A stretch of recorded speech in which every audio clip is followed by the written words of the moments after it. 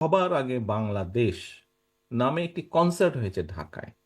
নিশ্চয়ই আপনারা অনলাইনে দেখেছেন অথবা ফিজিক্যালিও কেউ কেউ দেখেছেন, হয়তো টিভিতেও দেখেছেন। প্রিয় দর্শক, আসসালামু আলাইকুম। আজকের ভিডিওটি খুব গুরুত্বপূর্ণ। তারেক জিয়া বাংলাদেশের শিল্পীদের নিয়ে কি কথা বললো, আপনারা ফুল ভিডিওটি দেখুন, বুঝতে পারবেন। প্রতিদিন নতুন নতুন নিউজ ভিডিও পাওয়ার জন্য আমার চ্যানেলটিকে সাবস্ক্রাইব করে আমার পাশে থাকবেন। তার আগে বাংলাদেশ নামে একটি কনসার্ট হয়েছে ঢাকায়। নিশ্চয়ই আপনারা অনলাইনে দেখেছেন অথবা ফিজিক্যালিও কেউ কেউ দেখেছেন, হয়তো টিভিতেও দেখেছেন। এই সবার আগে বাংলাদেশ কনসার্টটা কেন বা কিভাবে হয়েছিল?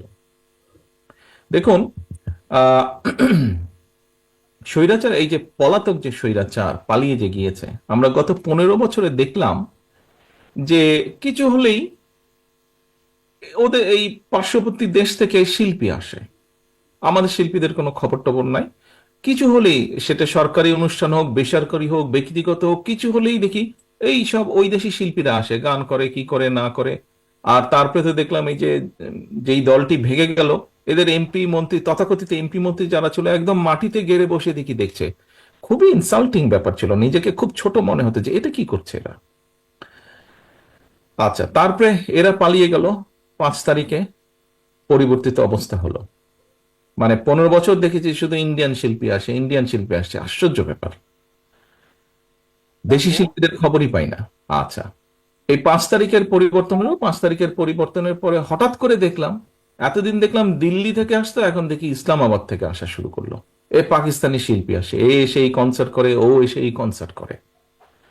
তো একদিন সকালে আহ ও, নাস্তা খাওয়ার টেবিলে আমি যখন নিউজগুলো দেখছি, হঠাৎ দেখি যে এক পাকিস্তানি শিল্পী আসবে।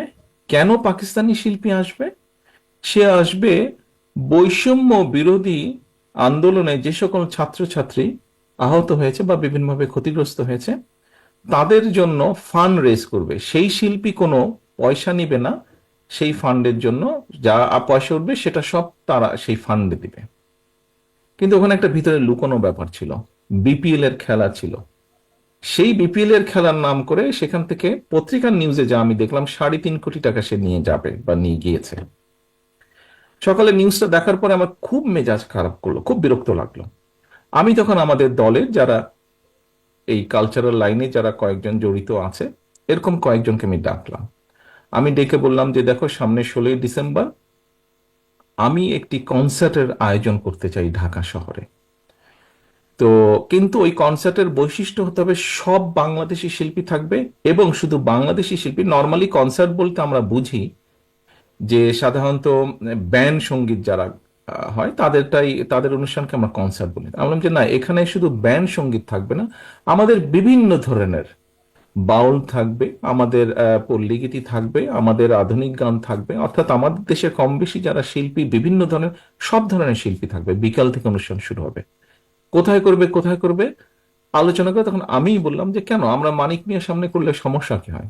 আমাদের তো আহ বিজয় দিবস, তো মানিক মিয়ার সামনে যদি বড় রাস্তাটা করি, মানুষজন আসবে, ও গান শুনবে ওই দিন, এবং এটার সাথে একটা সামঞ্জস্যপূর্ণ থাকবে। আলহামদুলিল্লাহ, আমরা অনুষ্ঠানটি আয়োজন করেছিলাম, এবং আলহামদুলিল্লাহ এখন পর্যন্ত কনসার্ট বলতে যা বোঝায়, বাংলাদেশের সবচেয়ে বৃহৎ কনসার্ট হয়েছে এটা।